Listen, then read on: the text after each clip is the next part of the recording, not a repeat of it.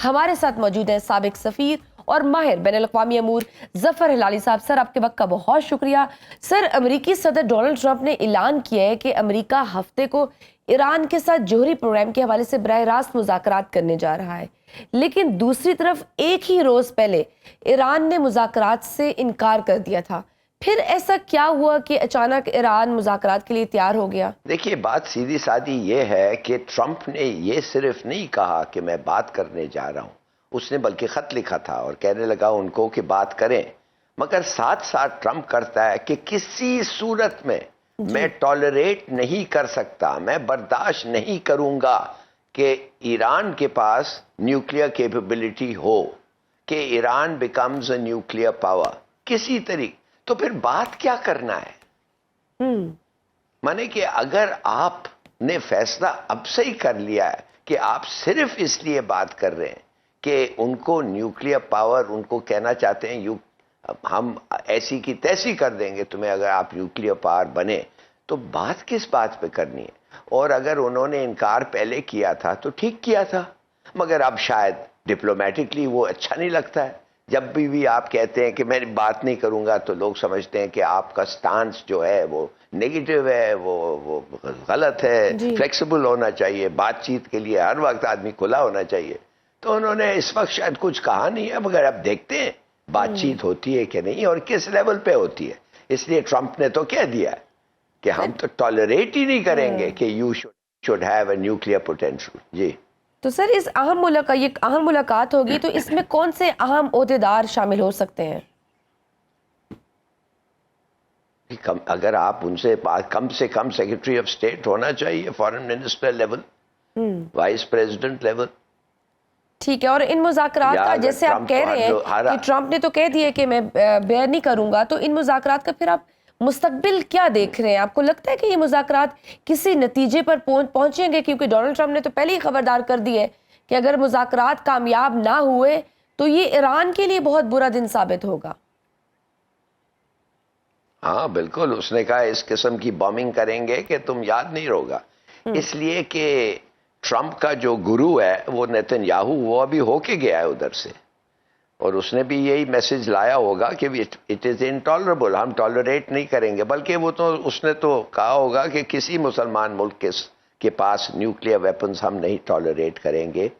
और I am almost 100% sure, इसलिए Trump ने कहा है उसके प्रेस कॉन्फ्रेंस पे कि जो मुल्क के बड़े कुछ मुल्क ऐसे हैं जिनके पास न्यूक्लियर वेपन्स नहीं होना चाहिए, उसने लफ्ज इस्तेमाल, they should not be nuclear powers, और उनको भी हम, उनकी भी ठीक ठाक ये हम करेंगे, उनको भी हम इंगेज करेंगे कि ये छोड़ दो।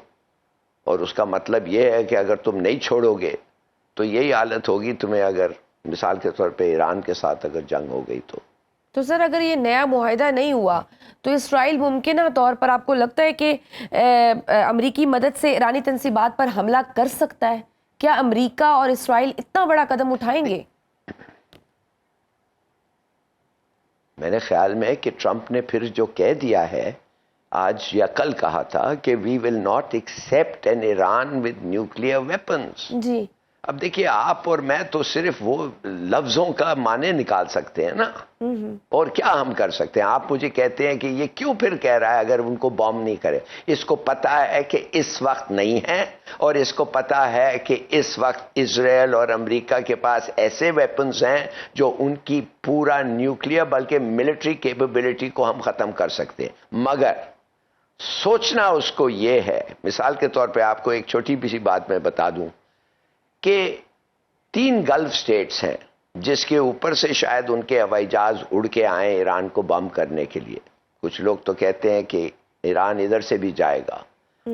तो अगर ऐसा हुआ तो फिर जाहिर है ईरान तो स्ट्राइक करेगा। जो लोग उनके दुश्मन को मदद कर रहे हैं, उसके दुश्मन को मदद कर रहे हैं। तो अगर उस ईरान ने ये किया और उन्होंने कहा है कि ये हम करेंगे, तो फिर उसका मतलब ये होता है ना बीबी, कि ईरान जाके वो चीजें बॉम्ब करेंगी जो उनके इन लोग गल्फ स्टेट्स का नुकसान देगा। और अगर आपको मैं कह दूं कि डीसैलिनेशन प्लांट्स जो हैं, जिधर से पानी, पीने का पानी समंदर से मिलता है, जी।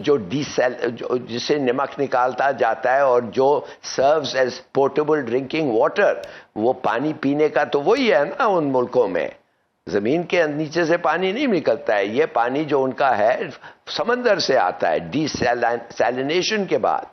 अगर वो प्लांट्स बम करें तो कतर का फॉरेन मिनिस्टर ने कहा है हमारे पास सिर्फ 3 दिन रह गए हैं पानी के लिए, हमारे पास रिजर्व जो है पानी का वो सिर्फ 3 दिन का है, उसके बाद क्या होगा।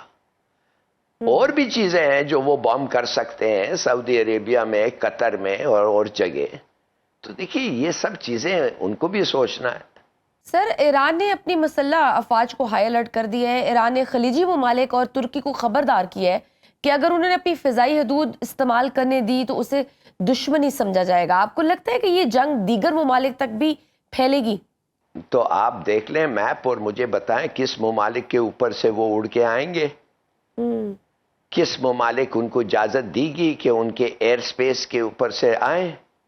और कतर और ये तो उधर अमेरिकन बेसिस हैं, उनको तो मेरे ख्याल में चाहिए ही नहीं इजाजत।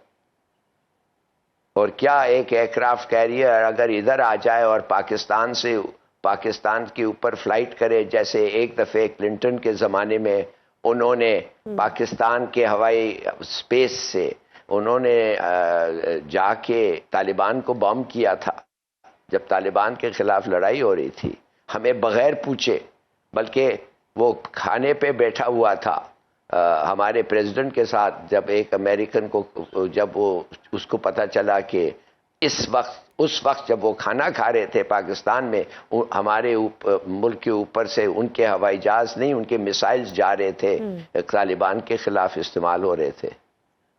तो वो कुछ भी कर सकते हैं और करेंगे। सर, फलस्तीन की भी बात करेंगे। सदर ट्रंप ने इजरायली वजीर आजम से मुलाकात के दौरान कहा कि गजा जंग को रुकने में ज्यादा वक्त नहीं लगेगा, लेकिन गुज़श्ता चंद दिनों में हमने देखा कि हर रोज इजरायली फोर्सेस गजा पर हमले करके मासूम फलस्तीनियों को निशाना बना रही हैं। क्या अमेरिका दानिस्ता तौर पर इस नस्ल खुशी को नहीं रोक रहा?